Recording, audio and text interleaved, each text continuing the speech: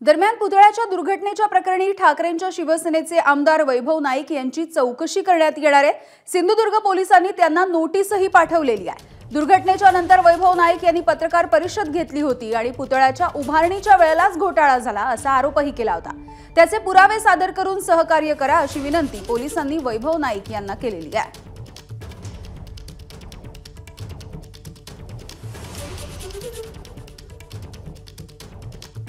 तर ज्यांच्यावर आम्ही भ्रष्टाचाराचे आरोप केले त्यांनीच दबाव आणून पोलिसांना आम्हाला नोटीस देण्यात आलेली आहे।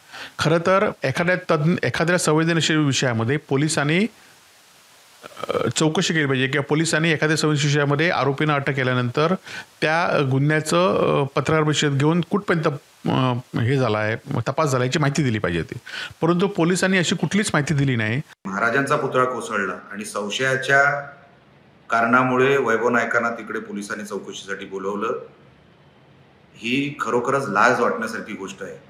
ते नंतर जे काय होईल ते होईल, पण महाराजांचा पुतळा कोसळला आणि संशय म्हणून तुम्हाला पोलीस बोलवत आहेत।